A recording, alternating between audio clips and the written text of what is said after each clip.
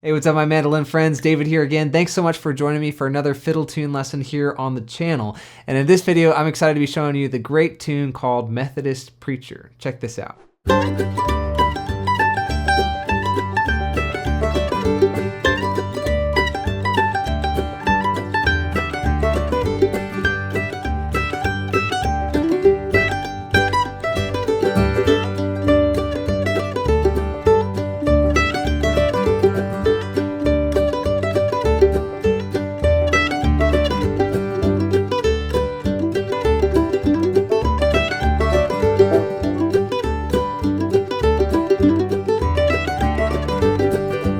Pretty interesting melody, right? It's not too complicated. In fact, it's a very intermediate level fiddle tune, but it gets played in a lot of different circles, and it's become quite a popular tune as of late. I'm more of a Presbyterian myself, but hey, the Methodists must have something going on here because this tune's pretty killer. A lot of people attribute this tune, Methodist Preacher, to the great Bill Monroe, the father of bluegrass, but it seems like this tune maybe even predates him because Bill claimed to have learned this from his famous Uncle Pen, and then through the refinement of Bill and fiddlers like Kenny Baker, we arrive at a version of the tune that we're going to learn today. And if you're just getting your ears around this tune for the very first time, there are a couple of recordings out there that I'd recommend checking out. First, there's the Old Town recording from Butch Baldessari. There's a fantastic version of this tune on there. And then a more recent rendition of this tune comes from Russ Carson, the banjo player with Kentucky Thunder. He recorded this on his Last Chance record, and Dominic Leslie's playing mandolin on here, and there's some tasty mandolin licks on that recording. But we're getting kind of sidetracked here because my goal for this video is to teach you the chords and the melody for the version of the tune that I know. And then for a next step here, I'll show you how to play that same melody with some variations up the neck, like this.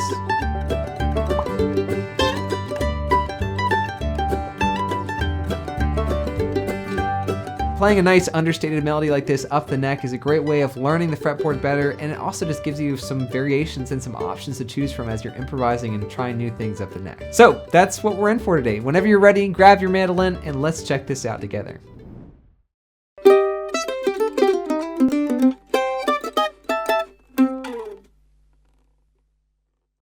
So, Methodist Preacher, this one's in our favorite key on the mandolin ever, which is G major, of course, and there's only two chords that go along with this song. I'm sure you probably already know these shapes, but just for review, here's our open G major chord. Then the other chord that we have in this song is D major.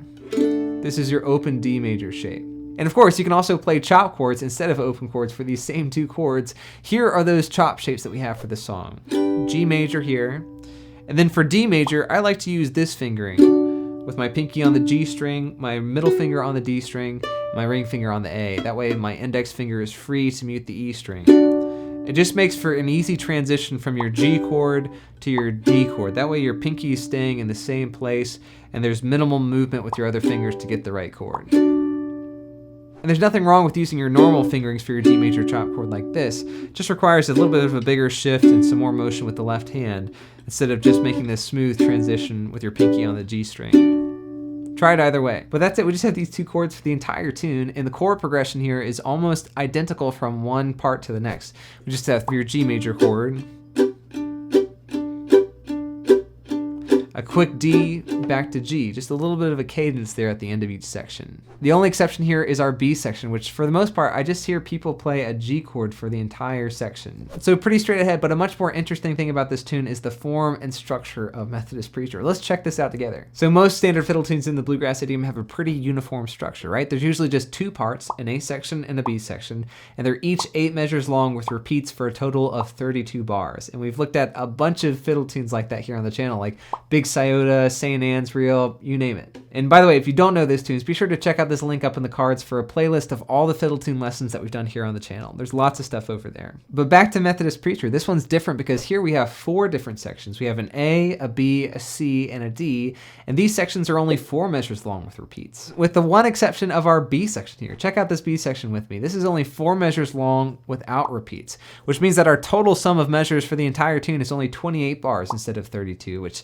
technically I think makes this a crooked tune because it doesn't subscribe to the normal parameters and phrase lengths of other fiddle tunes, right? But however you categorize this in your mind, just try to burn that into your memory. The B section doesn't repeat, but all the other sections do. But now it's time to actually learn this melody. But before we dive in, now that we know the form and the structure of this song, let's take a listen to the melody again just to see what's going on a little bit more clearly. 1, 2, 3, 4.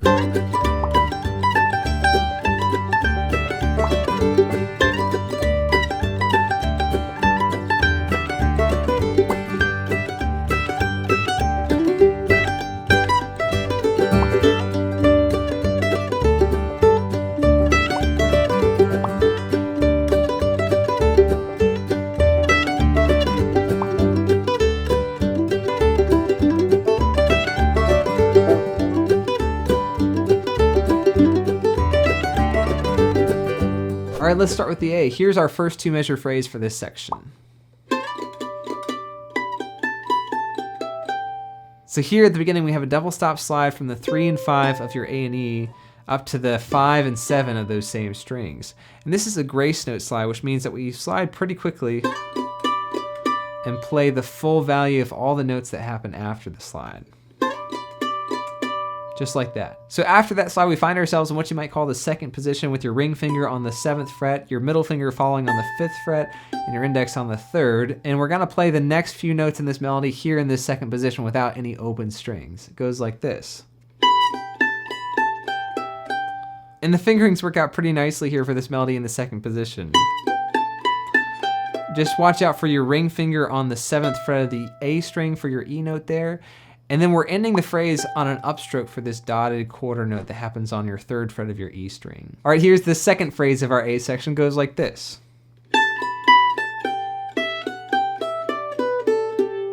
So we're still in the second position from our previous phrase for the first few notes. Then we're going to use that open E string as a way of shifting back down to the first position.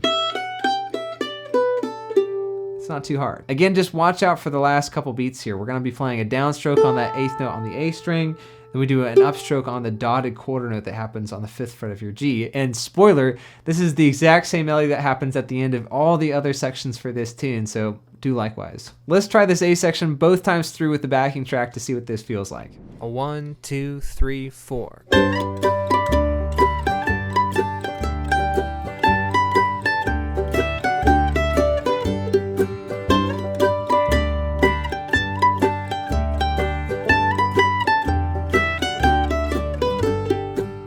Onto this B section, and remember, this is the one section that doesn't repeat out of all 4, so keep that in mind as we go through this. The first phrase goes something like this. So we have this repeated motif that builds up a lot of energy for this section, right? We'll repeat that 3 times, and then to end this phrase, we have a hammer-on triplet, which hammers on from your open D to your 2nd fret of your D string. Then we're going to be doing our upstroke on the 4th fret of the D string. And that leads us really strongly into the next phrase of this section where we resolve that hammer-on triplet to a G. Sounds like this.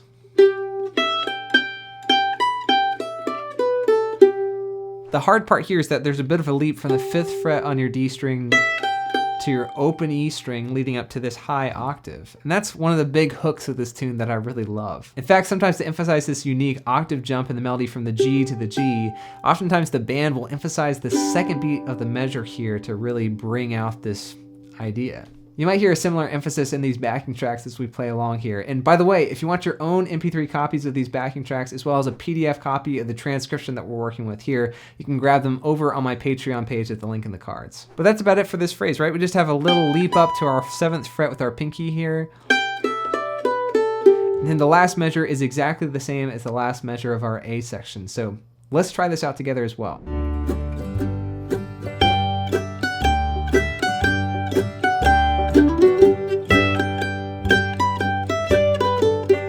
Now to the C part. This is our first phrase. Starting off with this hammer-on here from our open A to the 2nd fret with our index, and then we're playing this open D, which is kind of a pedal tone that can sustain for pretty much the rest of the phrase, so try not to mute it with your spare fingers there. And then we're just playing along kind of the G major pentatonic scale with another quarter note rhythm there at the end, so be sure to play that last note with an upstroke. This phrase starts out the same as the previous with our hammer-on and our open D string.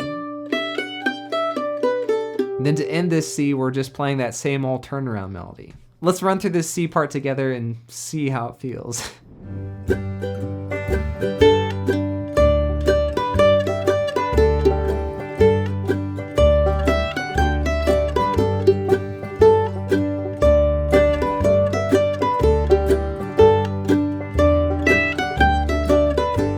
And lastly, our D section here, right? The home stretch. Let's see if we can learn this first phrase.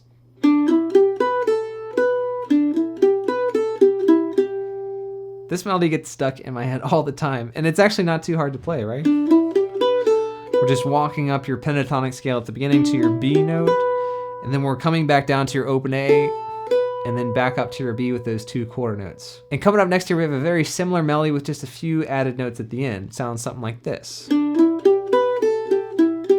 All right, and check out this last phrase of the D.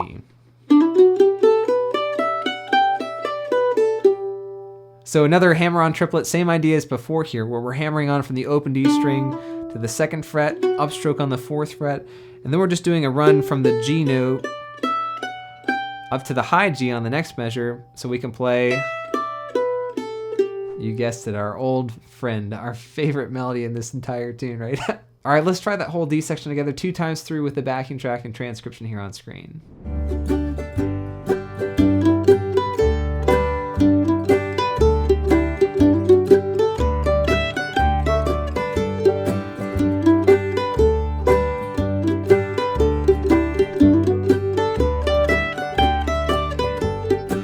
Well, that's Methodist Preacher, right? And to give you a chance to stretch out here on this fun number, let's see if we can play through this entire tune from start to finish. Just remember that there's 2 A sections, 1 B section, 2 C's, 2 D's, and that's the whole tune. You got this. A 1, 2, 3, 4.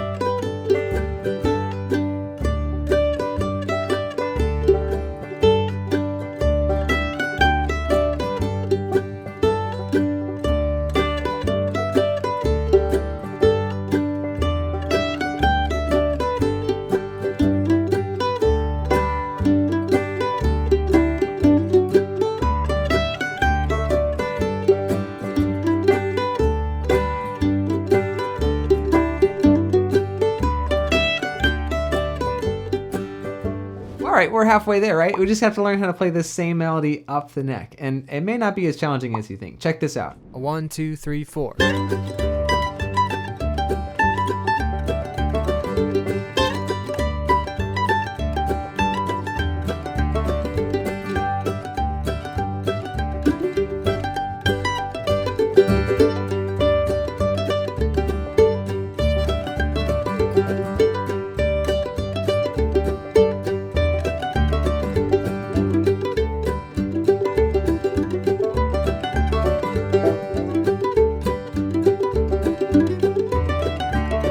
So let's just dive right in and see how this melody translates up the neck, starting with this double stop slide that we have at the beginning of the A section.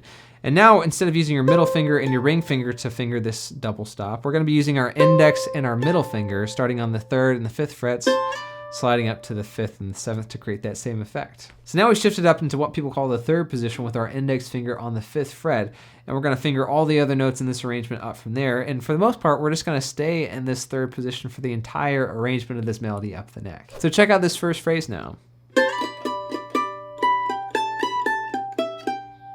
Exact same melody as before. Now we're just fingering some notes on the A string up the neck. And watch out for the dreaded pinky that we have here on the 10th fret of the A. Here's the next phrase. Sometimes I find it challenging to play 3 consecutive notes on a string like that in closed position, especially when using the pinky, so just see if you can get really nice clarity and connection between all those notes there.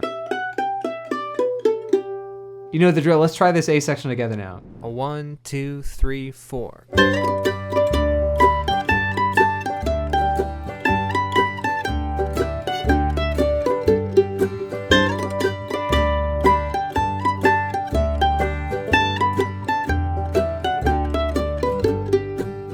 Now onto the first phrase of our B section.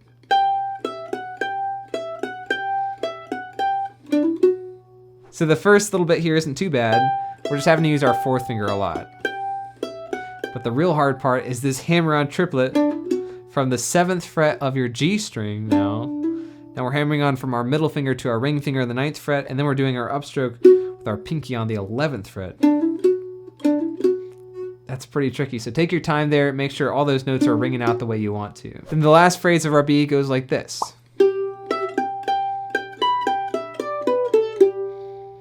Now the octave jump is just happening across 2 strings here.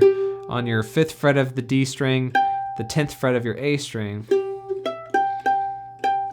And then watch out for this quick B note here on the 7th fret of the E string before playing that tag lick at the end. Here's that B section together now.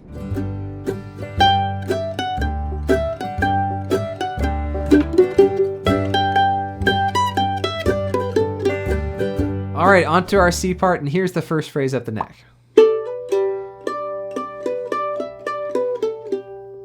This phrase is actually really easy to play up the neck. We just changed a couple things to make it sound better here in this position. Starting off with this hammer-on, now we're playing a double stop at the beginning from your 7th fret on the D string and your 5th fret on the A string to your ring finger now on the 9th fret of the D string.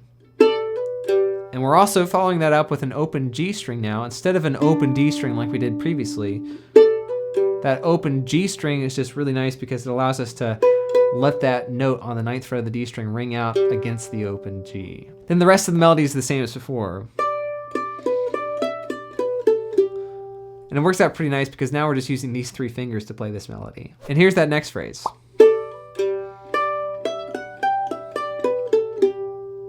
Same hammer on here, same open G string, and then we're just walking up to the high G on your 10th fret of your A string before playing our turnaround phrase. Let's try this one out together as well.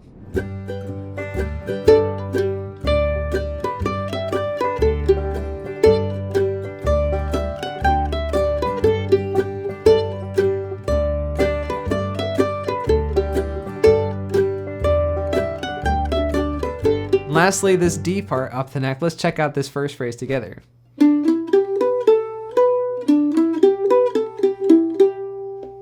This phrase up the neck isn't too bad either. We're sticking to our 3 favorite fingers on our left hand, starting with the 7th fret on your G string, walking up to the 9th fret on your D string, 7, 9, and then for the next measure, we're playing a similar phrase again with just some added notes at the end. And then check out the last 2 measures of this section.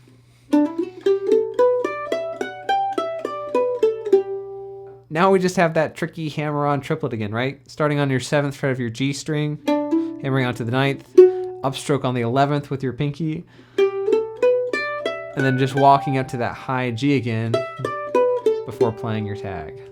But that's the D, right? Let's see if we can play this together with that backing track and transcription again.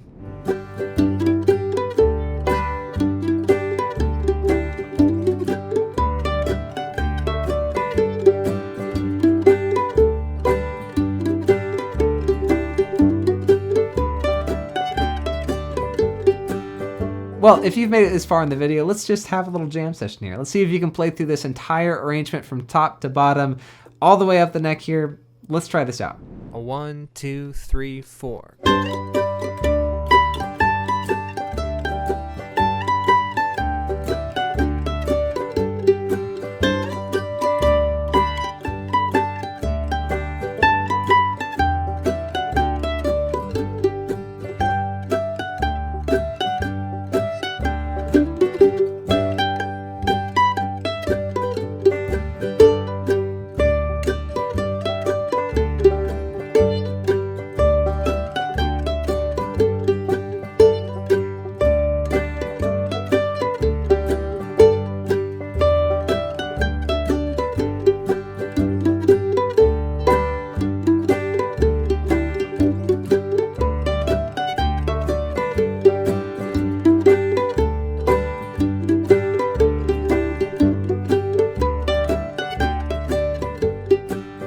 Well done, folks. That's another fiddle tune that you can check off your long list of tunes to learn. And we've taken a great next step with this one by learning the tune up the neck. In fact, that's what I like to do with most fiddle tunes that I learn, is just to see if I can play that same melody in a higher position. Even just by learning this melody up the neck, I think you'll start to see how the dots can connect in new ways for you whenever you come back to this tune at the jam. So I hope you enjoyed it, and I hope you learned something here from this video. And if you did, please consider liking and subscribing here, because it really goes a long way to making these videos possible. And of course, if you haven't already, I'd be so grateful if you check out what's going on over at my Patreon Patreon page at the link in the description below here. You can grab that PDF transcription and the backing tracks for this tune, as well as all the other fiddle tune lessons that I've done here on the channel. And there's just a bunch of other kind of nerdy mandolin learning resources over there that if you enjoyed this lesson, you might enjoy as well. So thanks so much for checking it out, and shout out to all my patrons who are already out there. But that ties a bow on another fiddle tune lesson here on the channel. Thanks so much for watching, and I'll see you in the next one.